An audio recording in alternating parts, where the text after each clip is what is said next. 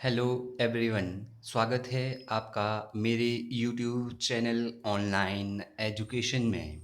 मैं assistant professor Praveen Kumar Thakur आज आप लोगों के बीच H P A S preliminary, H P A S prelims, Himachal Pradesh administrative services prelims का जो एग्ज़ाम हुआ था 13 सितंबर 2020 को, उसका जो प्रीलिम्स पेपर 1 है उसकी मैं जो है वीडियो लेक्चर सीरीज़ आप लोगों के बीच प्रस्तुत कर रहा था।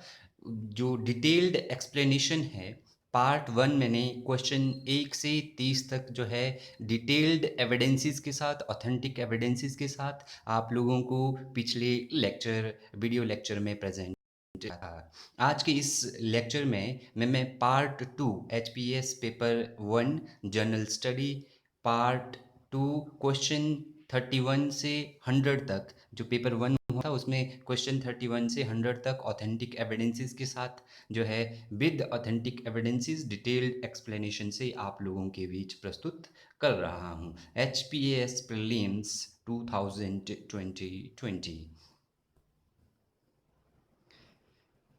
यदि आप चैनल पर नए हैं तो चैनल को सब्सक्राइब करना ना भूलें और साथ ही बेल आइकन को प्रेस करें और कमेंट बॉक्स में जाकर कमेंट ज़रूर करें कि आपको क्या इम्प्रूवमेंट्स चाहिए। यदि कोई आपको लगता है कि किसी क्वेश्चन का ऑथेंटिक एविडेंस भी आपको करेक्ट आंसर शो नहीं कर रहा है तो आप कमेंट सेक्शन में जो है कमेंट कर सकते हैं, जिससे और लोगों को क्लैरिफाई हो जाए कि ये भी राइट आंसर हो सकता है, जब तक ऑफिशियल आंसर की जो है HPPSC अपलोड नहीं करता है। HPS prelims paper 1 detailed explanation 31 to 100। चलिए शुरू करते हैं क्वेश्चन नंबर 31 से। यदि आप चैनल पर नए हैं तो चैनल को सब्सक्राइब करना ना भूलें। Series B paper 1 general study code 01। Question number 31 ये पूछा गया था इस पेपर में कि भारत के संविधान की किस अनुसूची के तहत खनन के लिए जनजातीय भूमि को निजी दलों को हस्तांतरित करने को शून्य और शून्य घोषित किया जा सकता है। Under which schedule of constitution of India can the transfer of tribal land to private parties for mining be declared null and void? इसका आंसर जो ऑथेंटिक एविडेंस शो कर रहा है वो है वी, 5th शेड्यूल, 5वीं अनुसूची। यदि आप ऑथेंटिक एविडेंस को देखेंगे तो ऑथेंटिक एविडेंस में ये कहा गया है कि जो प्राइवेट पार्टीज है, उन private parties for mining was null and void under the 5th schedule. तो ये इसका ऑथेंटिक आंसर है। ये 5th शेड्यूल के अनुसार ही जो संविधान की अनुसूची के तहत है, खनन के लिए जनजातीय भूमि को निजी दलों को हस्तांतरित करने को शून्य और शून्य, नल एंड वॉइड घोषित किया जा सकता है। अगला प्रश्न पूछा गया था कि राज्यसभा अपने विचार के लिए भेजे गए वित्त विधेयक को लोकसभा द्वारा अधिकतम अवधि के लिए विलंबित कर सकती है। राज्यसभा फाइनेंस बिल को कितने दिन के लिए डिले कर सकती है, क्योंकि वित्त बिल के संबंध में केवल और केवल लोकसभा को ही शक्तियां प्राप्त है। वित्त बिल संसद में केवल और केवल लोकसभा ही प्रस्तुत करती है। तो इसका जो एग्जैक्ट आंसर है वो है ए, 14 डे तक राज्यसभा उस बिल को अपने पास रख सकती है। तो जो रिकमेंडेशन है तो वो यहाँ पर साफ इस ऑथेंटिक एविडेंस में शो किया गया है कि 14 days bill with recommendation of 40 day, however the Lok Sabha can reject all और सम रिकमेंडेशन। अगला क्वेश्चन है 33। संविधान के 86वें संवैधानिक संशोधन अधिनियम 2002 किससे संबंधित है? तो इसका उत्तर होगा ए, जो right to education as a fundamental right for the children in the range of 6 to 14 year. शिक्षा का अधिकार दिया गया है 86वीं संवैधानिक संशोधन में 6 से 14 वर्ष तक के बच्चों के लिए मुफ्त शिक्षा का प्रावधान किया गया है। तो अमेंडमेंट 86 जो है ये जो है आर्टिकल 20A इंसर्ट करता है भारतीय संविधान में। और आर्टिकल 21A क्या कहता है? आर्टिकल 21A कहता है कि 6 से 14 वर्ष के जो बच्चे हैं उनको जो है स्टेट जो है क्या करेगा, जो है मुफ्त शिक्षा प्रदान करेगा। इसलिए मिड डे मील स्कीम आप लोग देखते हैं 1 से 8वीं कक्षा तक चलाई गई है। और मुफ्त वर्दी, मुफ्त किताबें जो है राइट टू एजुकेशन के तहत ही जो है विद्यार्थियों को सरकारी विद्यालयों में मिलते हैं। तो इसका एग्जैक्ट आंसर और राइट आंसर ऑथेंटिक एविडेंस के अनुसार ए होगा। क्वेश्चन नंबर 34, राष्ट्रीय मानवाधिकार आयोग क्या है? प्रश्न पूछा गया है the national human right commission is a. तो इसका एग्जैक्ट आंसर, इसका राइट आंसर जो है ये सांविधायिक निकाय है, स्ट्रेचरी बॉडी इसको माना जाता है। इसका राइट आंसर सी है। और यहाँ पर भी ऑथेंटिक एविडेंस में क्लियर बताया गया है कि NHRC is a statutory body constituted in 1993 under the protection of human right act 1993। तो ऑथेंटिक एविडेंस शो कर रहा है कि 34 का राइट और एग्जैक्ट आंसर सी होगा।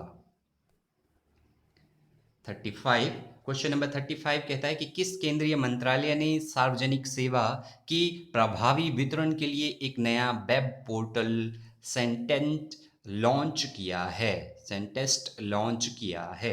विच union ministry has launched a new web portal sentenced for effective delivery of public services? तो इसका जो एग्जैक्ट आंसर है, जो राइट आंसर है वो है C, ministry of labour and employment द्वारा संतुष्ट पोर्टल जो है, श्रम और रोजगार मंत्रालय द्वारा संतुष्ट पोर्टल जो है लॉन्च किया गया है। क्यों लॉन्च किया गया है? इसका जो ऑब्जेक्टिव है, द ऑब्जेक्टिव ऑफ संतुष्ट is to promote transparency, accountability, effectibility and delivery of public services। तो यहाँ पर एग्जैक्ट आंसर ये दिया गया है the ministry of ministry of labour and employment has launched संतुष्ट पोर्टल। तो 35 का एग्जैक्ट आंसर सी है। 36 का प्रश्न है 25 दिसंबर 2019 को केंद्र सरकार द्वारा शुरू किए गए सुशासन गुड गवर्नेंस सूचकांक में कौन सा राज्य शीर्ष पर है? तो भारत की जो रैंकिंग है गुड गवर्नेंस में, भारत की जो राज्य है उन रैंकिंग में शीर्ष पर फर्स्ट स्थान किस राज्य ने जो है बैग किया है? वो इसका एग्जैक्ट आंसर है तमिलनाडु। और जो ऑथेंटिक एविडेंस शो कर रहा है वो कहते हैं कि a good governance index was launched by central government to assess the state of governance in the country। ठीक है, according to the statement issued by personnel ministry. और इसमें जिस राज्य ने इसमें जो है टॉप किया है वो है तमिलनाडु। अगला प्रश्न है निम्नलिखित में से कौन आर्य समाजी नहीं था? तो इसका एग्जैक्ट आंसर जो है बाबा रामचंद्र जी है। अगला प्रश्न पूछा गया है कि निम्नलिखित में से कौन सा संगठन सबसे बाद में स्थापित हुआ है?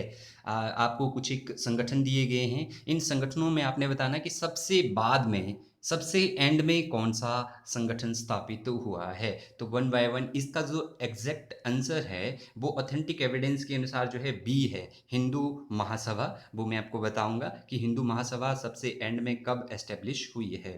तो हिंदू महासभा जो है 1933 में एस्टेब्लिश हुई है। और इसके जो फाउंडर थे वो थे विनायक दामोदर सावरकर और इनके साथ थे मदन मोहन मालवीय और लाला लाजपत राय। तो बीडी जो सावरकर है उनको जो है हिंदू महासभा का फाउंडर माना जाता है। और आरएसएस जो संगठन है, राष्ट्रीय स्वयंसेवक संघ संगठन, ये 27 सितंबर 1925 को नागपुर में इसकी फाउंडेशन रखी गई थी।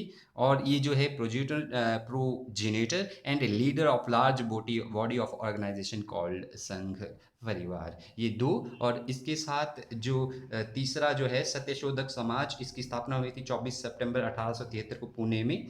और जो चौथा है हिंदू सोशलिस्ट रिपब्लिक एसोसिएशन, इसकी जो स्थापना हुई थी वो हुई थी 1928 में। तो सबसे एंड का पूछा गया था कि सबसे अंत में कौन सा जो संस्था है वो स्थापित हुई है। तो सबसे एंड में यदि आप देखेंगे 1933 में जो है हिंदू महासभा स्थापित हुई है। तो इसका एग्जैक्ट आंसर बी होगा।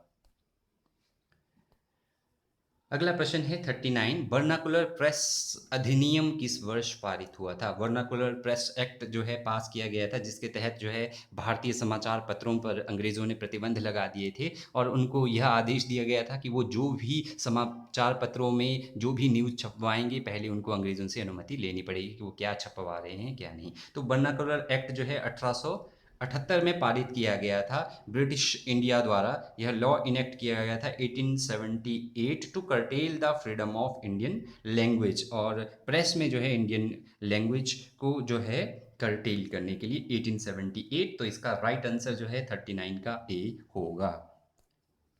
40 का है पावना विद्रोह 1873 से 76 तक जो हुआ यह किस क्षेत्र में हुआ था? तो 40 का राइट आंसर है सी, और जो ऑथेंटिक एविडेंस शो कर रहा है पावना पीजेंट अपराइजिंग जो है 1873 से 1876 में एक रेजिस्टेंस मूवमेंट थी by the peasants rights against the lord lands of Bengal. तो ये जो है बंगाल में जो जमींदार थे उनके विरुद्ध जो है किसानों द्वारा एक रेजिस्टेंस मूवमेंट चलाई गई थी, और जो है परगना नाव ये जो है सिरागंज डिस्ट्रिक्ट बांग्लादेश में है in Pabna. It was led by Ishan Chandra Roy. तो जो पावना विद्रोह है यह बंगाल में हुआ था। 40 का राइट आंसर सी होगा।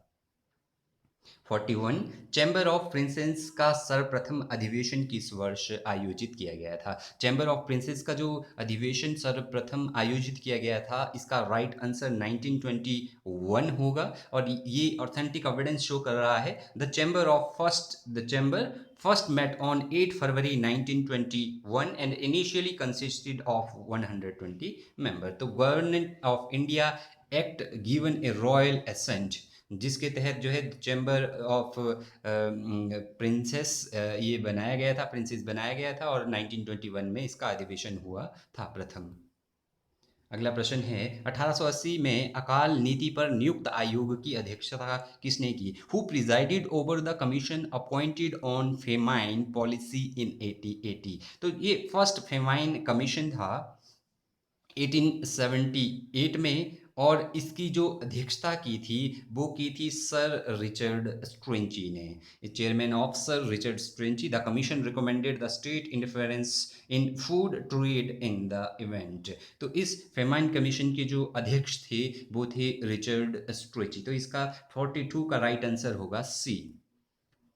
अगला प्रश्न है 43, 1927 में ब्रसल्स में हुई कांग्रेस ऑफ ऑप्रेस्ड नेशनैलिटी में निम्नलिखित में से कौन उपस्थित था? अर्थात जो 1927 में ब्रसल में Congress of oppressed nationality conference हुई थी, सम्मेलन हुआ था, उनमें से कौन जो है इन जो है व्यक्तियों में से जो है वहाँ पर उपस्थित था उसमें? तो उसमें जो है पंडित जवाहरलाल नेहरू जी उपस्थित थे। तो इसका राइट आंसर जो है डी होगा, और ये ऑथेंटिक एविडेंस भी शो कर रहा है February 1927 Jawaharlal Nehru on behalf of the national Congress attended the Congress of oppressed nationality at Brussels organised by the political exiles and revolutionary from the country of Asia, Africa and Latin America suffering from economic and political imperialism। तो इसका right answer D होगा। अगला जो question है 44, उल गुलान क्या था? What was उल गुलान? तो इसका आंसर जो है ए होगा, एक मुंडा विद्रोह था। उल गुलान एक मुंडा विद्रोह था, और बिरसा मुंडा जो है इसके लीडर थे। Birsa Munda started a movement called Ulgulan which means revolution. Ulgulan का अर्थ जो है क्रांति होता है, और जो है रेवोल्यूशन होता है, और यह जो है मंदरी लैंग्वेज से लिया गया है और मुंडा ट्राइब से लिया गया है। तो ये जो अपराइज था, इस uprising posed a threat to the British government. तो जो उल गुलान है यह एक मुंडा विद्रोह था जो बिरसा मुंडा द्वारा चलाया गया था। इसलिए 44 का answer right answer authentic evidence के अनुसार ए होगा। 45, निम्नलिखित संस्थानों में से कौन सी संस्था सबसे बाद में, सबसे एंड में स्थापित हुई है? तो इसका जो एग्जैक्ट आंसर होगा ऑथेंटिक एविडेंस के अनुसार वो है मद्रास महाजन सभा। इसकी स्थापना जो है, मद्रास महाजन सभा की स्थापना जो है 16 मई 1884 को, 16 मई 1884 को हुई थी। और इसके जो फाउंडर थे वो थे जी सुब्रमण्यम अय्यर, ये इसके फाउंडर थे। और इसके अलावा जो ईस्ट इंडिया एसोसिएशन है ये फाउंड की गई थी 1866 में, सबसे एंड की पूछी गई है। तो 84 में ये एस्टेब्लिश हुई थी। 1866 में जो है ईस्ट इंडियन एसोसिएशन बनी थी। और इसके अलावा जो है 1876 में जो है इंडियन नेशनल एसोसिएशन फाउंड हुई थी सुरेंद्रनाथ बनर्जी द्वारा। और 2 अप्रैल 1870 को जो है पूना सार्वजनिक सभा हुई थी। तो सबसे अंत में पूछी गई थी, सबसे अंत में जो ये संस्था इनमें से स्थापित हुई थी वो है मद्रास महाजन सभा 1884 में। तो इसका राइट आंसर 43 का राइट आंसर बी होगा, मद्रास महाजन सभा। अगला प्रश्न है 46। ब्रिटिश प्रधानमंत्री ने ब्रिटिश संसद में कब यह घोषणा की कि जून 1948 तक जो है उत्तरदायी भारतीयों के हाथ में सत्ता का हस्तांतरण कर दिया जाएगा? When did the British Prime Minister declare the British Parliament that transfer of power to the responsible Indian hands will be done by June 1948? जो इसकी घोषणा की गई थी, इसका राइट आंसर जो है बी होगा। फरवरी 20 1947 को यह घोषणा की गई थी। और ऑथेंटिक एविडेंस भी यही शो कर रहा है। On February 20 1947 the minister announced in the House of Common that decision of his Majesty's government to transfer the power to the responsible Indian hands by date not later than 13 June 1948। तो 46 का जो exact answer होगा वो B होगा। 45 का ये जो है गलत हो गया है। 47 का जो क्वेश्चन है वो है, युवाओं को क्रांतिकारी राष्ट्रवाद की ओर आकर्षित करने के लिए सच्चिदानंद सालियान ने निम्नलिखित में से कौन सी रचना लिखी थी? Which following works were written by Sachchidanand Sanyal to attract the youth to revolutionary nationalism? तो इसका जो एथेंटिक एविडेंस शो कर रहा है वो ये शो कर रहा है कि India's revolutionary movement, Sanyal was sentenced to life for his involvement in conspiracy, imprisoned at cellular jail। और इन्होंने पुस्तक लिखी थी बंदी जीवन। ये कोई एग्जैक्ट आंसर शो नहीं कर रहा है, इसको आप जो है दूसरे सोर्सेज में से देख सकते हैं। पर फिर भी इस ऑथेंटिक एविडेंस के अनुसार जो है आंसर जो है डी होना चाहिए, बंदी जीवन। और ये रचना जो है, इस रचना ने जो है युवाओं को क्रांतिकार राष्ट्रवाद की ओर आकर्षित करने का प्रयास किया, क्योंकि वो खुद रेवोल्यूशनरी मूवमेंट से जुड़े थे। इसलिए मेरे अनुसार 47 का आंसर डी होना चाहिए, बंदी जीवन जो उनकी रचना थी उसने जो है क्रांतिकारी जो है राष्ट्रवाद की तरफ आकर्षित किया युवाओं को। 48। इनमें से भारत में मिट्टी का कौन सा प्रकार नहीं है? तो इसका उत्तर जो है कोइस होगा, डी। 49। जालंधर दोआब का संबंध किससे है? तो इसका आंसर जो है डी होगा, areas between Beas and Sutlej. ये दोनों सही है। 50 का प्रश्न पूछा गया है, निम्नलिखित में से कौन पूर्वी घाट में सबसे ऊंची चोटी है? Which of the following is the highest peak in eastern ghat? तो ईस्टर्न घाट, इसका आंसर ए होगा, मधुगुला जो है मधुगुला कोंडा। और जो ईस्टर्न घाट में जो मधुगुला कोंडा है, range is higher than the मेलियस। तो ऑथेंटिक एविडेंस शो कर रहा है कि मधुगुला कोंडा जो है इसका सही आंसर होगा। 51। खेतड़ी में समृद्ध जमा है। Khetri has a rich deposit of. Khetri में जो है रिच डिपॉजिट किस चीज़ के हैं? तो खेतड़ी में जो रिच डिपॉजिट है वो है कॉपर के। और जो ऑथेंटिक एविडेंस शो कर रहा है वो भी यही बता रहा है, the largest deposit in the Khetri copper belt are at Khetri. ठीक है, तो ये ऑथेंटिक एविडेंस शो कर रहा है। 51 का राइट आंसर सी ही होगा। 52 में प्रश्न पूछा गया है कि 59th parallel is associated with 49th, जो समांतर है वो किससे जुड़ा हुआ है या किसको जोड़ता है? इसका राइट आंसर है वी, ये जो है कनाडा और यूएसए को जोड़ता है। The 49th parallel, north has a border between Canada, ठीक है, और जो है यूएस, कनाडा और यूएस को ये जोड़ता है। Border between Canadian province of British Columbia, Alberta and Montevia and the north US and the Washington, ठीक है, इनको जो है कनाडा और यूएसए को ये जोड़ता है। तो 52 का राइट आंसर बी होगा। अगला प्रश्न है, लेना रिवर, लेना रिवर ऑफ रशिया एम्पेटाइज इन, रूस की जो लीना नदी है वो कहाँ पर मिलती है?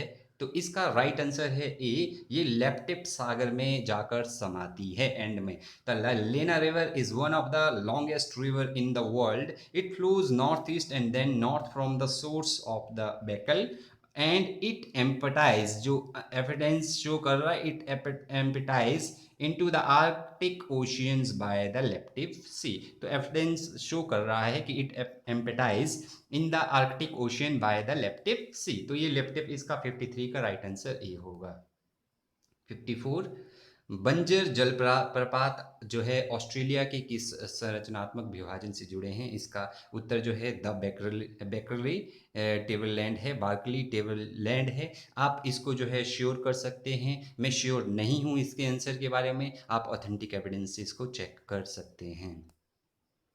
55, 55 का आंसर जो है, कनाडा में जो विनिपेग है वो किसके लिए प्रसिद्ध है? तो इसका आंसर मेरे अनुसार जो है ए होना चाहिए, जो ये एविडेंस शो कर रहा है, लेकिन आप फिर भी इसको चेक कर सकते हैं। ये श्योर नहीं है, जब तक ऑफिशियल की नहीं आ जाती। इस प्रश्न को आप ज़रूर चेक करें। मेरे अनुसार इसका आंसर जो है ए होना चाहिए। 56, भारत के मानव सूचकांक के निर्माण में कौन से कारकों का उपयोग नहीं किया जा सकता है? तो इसमें जो है मॉर्बिडिटी होगा, इसका उत्तर जो है सी होगा 56 का। 57 जो है, प्रच्छन्न बेरोजगारी का क्या अर्थ होता है?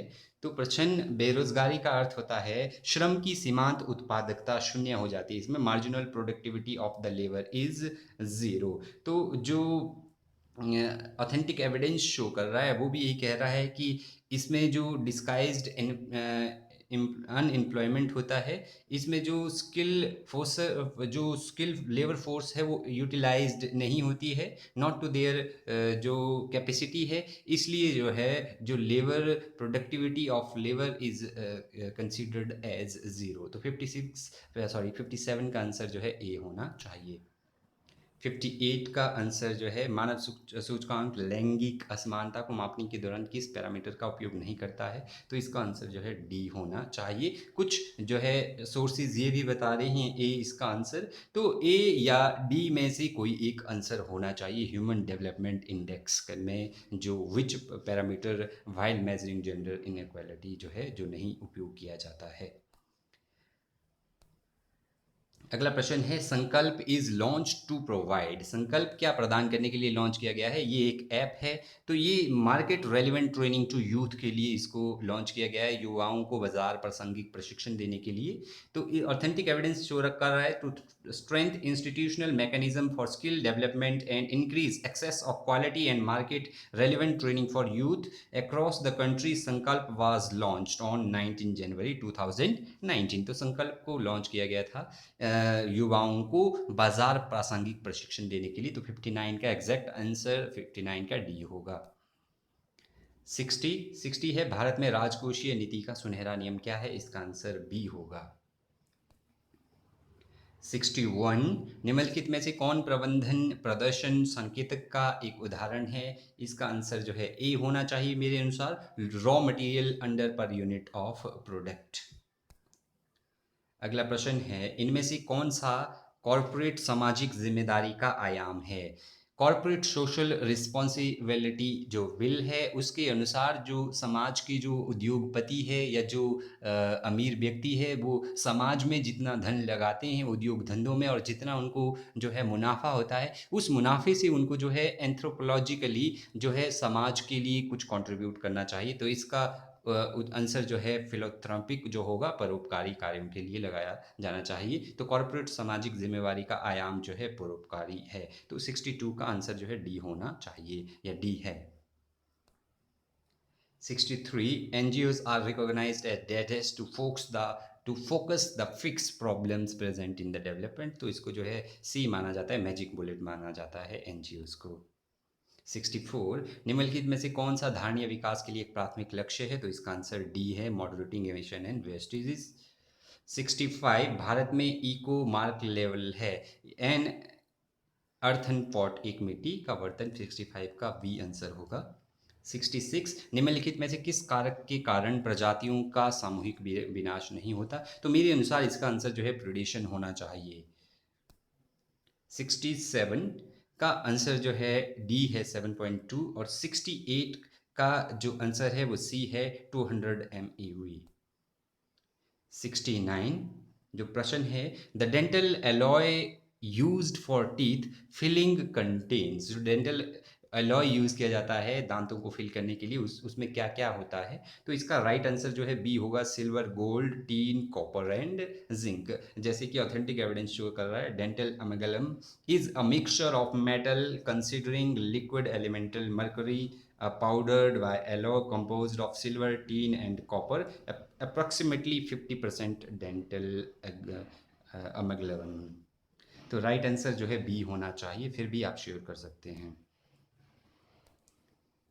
70, निम्नलिखित में से कौन सा पदार्थ पानी की कठोरता के लिए जिम्मेवार नहीं है, इस प्रश्न पर बहुत सारी डिबेट हो रही है। मुझे लगता है ये प्रश्न जो है स्क्रैप होना चाहिए, क्योंकि यहाँ पर जो आंसर दिए गए हैं मेरे अनुसार वो आंसर सही नहीं है जिस प्रकार से प्रश्न पूछा गया है। प्रश्न पूछा गया है कि निम्नलिखित में से कौन सा पदार्थ पानी की कठोरता के लिए जिम्मेवार नहीं है, बल्कि यहाँ पर जितने भी ये दिए गए हैं ये सारे के सारे पानी की कठोरता के लिए जिम्मेवार होते हैं, चाहे वो कैल्शियम कार्बोनेट हो, मैग्नीशियम कार्बोनेट हो, कैल्शियम नाइट्रेट हो, चाहे वो कैल्शियम हाइड्रोजन नाइट्रेट हो, ये सारे के सारे पदार्थ पानी की कठोरता के लिए जिम्मेवार होते हैं। लेकिन प्रश्न पूछा गया है पानी की कठोरता के लिए जिम्मेवार नहीं है, तो जो सब्सटेंस जो है पानी की कठोरता के लिए रिस्पॉन्सिबल नहीं है, जिम्मेवार नहीं है, वो होता है सोडियम नाइट्रेट। तो इसका राइट आंसर जो है सोडियम नाइट्रेट होना चाहिए था मेरे अनुसार। ये प्रश्न जो है स्क्रैप हो सकता है, यहाँ पर आप साफ साफ जो है देख सकते हैं।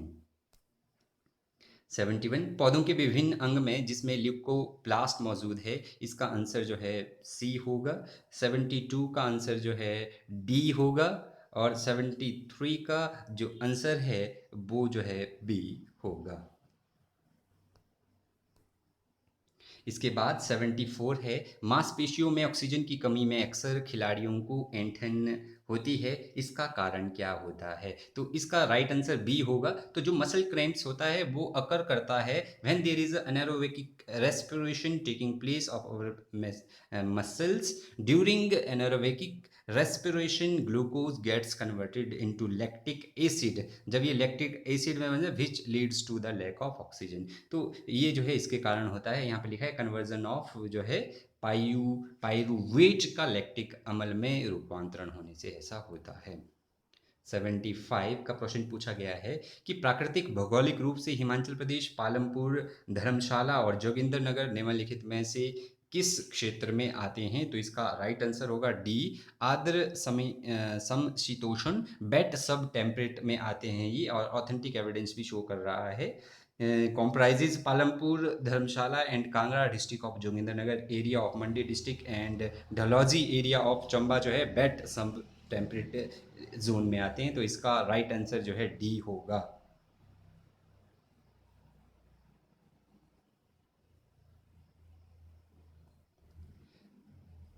76 यहाँ से आगे हिमाचल जीके के प्रश्न हैं, और ये बिल्कुल सही है सारे के सारे। तो आप जो है, जो मैंने पहला जो वीडियो लेक्चर सीरीज डाला था HPS प्रीलिम्स आंसर की 1, जिसमें मैंने सारे के सारे जो है राइट आंसर के साथ आपको जो है वीडियो लेक्चर में प्रोवाइड किए थे, वहाँ से भी आप देख सकते हैं 75 से 100 तक।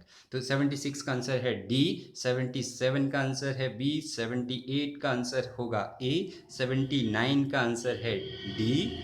ये जो है निम्नलिखित में से कौन सा युगल सही नहीं है, तो स्वांगला और झांझर जो वो है। और जो अगला प्रश्न है 80, सूची 1 और 2 का मिलान करना है आप लोगों ने, इसका आंसर जो है बी होगा।